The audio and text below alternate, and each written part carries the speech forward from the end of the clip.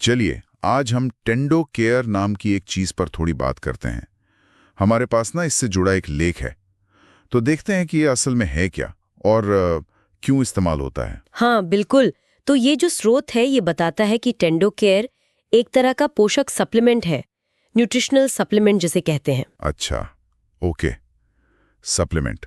तो फिर इसका मतलब खास मकसद क्या है, किस लिए ये? देखिए, लेख के हिसाब से ये खास तौर पर हमारे मस्कुलोस्केलेटल सिस्टम के लिए है। Musculoskeletal system? हाँ, मतलब जो हमारा पूरा ढांचा है ना, हड्डियां, मांसपेशियां, जोड़, लिगामेंट, टेंडन, वो सब कुछ जो हमें हिलने डुलने में मदद करता है, ये उसी पर केंद्रित है। समझ गया, समझ गया।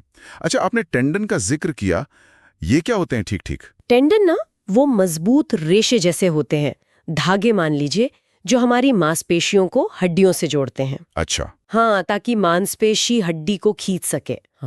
तो लेख कहता है कि टेंडो केयर खासकर जोड़ों, मांसपेशियों, कार्टिलेज, उपास्थि जिसे कहते हैं, और इन्हीं टेंडन्स के स्वास्थ्य के लिए है। दिलचस्प। और ये मतलब काम कैसे करता है? स्रोत में कुछ बताया है इसके बारे में? हाँ, थोड़ी जानकारी दी है।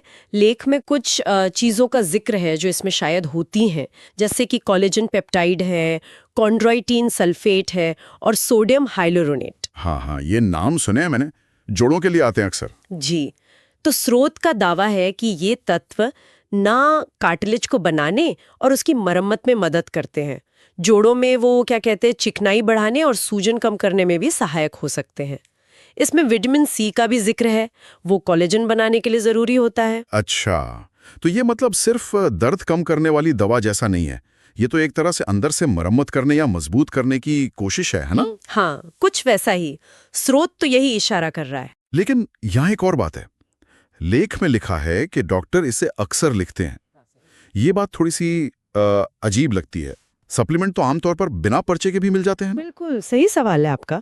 देखिए, स्रोत सीधे सीधे ये तो नहीं कहता कि ये दवा क्यों नहीं है, पर हाँ ये इशारा जरूर करता है कि इसे खास तरह की मस्कुलोस्केलेटल समस्याओं में डॉक्टर की सलाह पर ही दिया जाता है ज्यादातर। डॉक्टर की सलाह पर?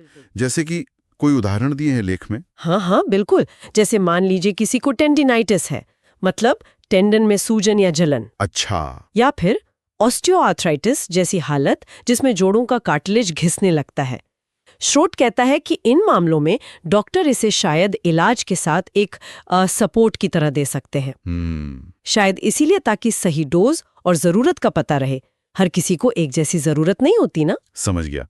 मतलब ये कोई जादू की गोली नहीं है, बल्कि एक सहायक चीज है जिसे डॉक्टर खास जरूरतों के लिए सोच समझ कर दे सकते हैं। हाँ हाँ बिल्कुल। तो अगर हम इसका सार निकालें तो लेख के हिसाब से इसका मुख्य उद्देश्य क्या बताया गया है? स्रोत के मुताबिक इसका लक्ष्य है जोड़ों का जो कामकाज है उसको बेहतर बनाना, दर्द और अकड़न को कम करना, और अगर कोई चोट वगैरह लगी हो तो ठीक होने की जो प्रक्रिया है उसमें थोड़ी तेजी लाना।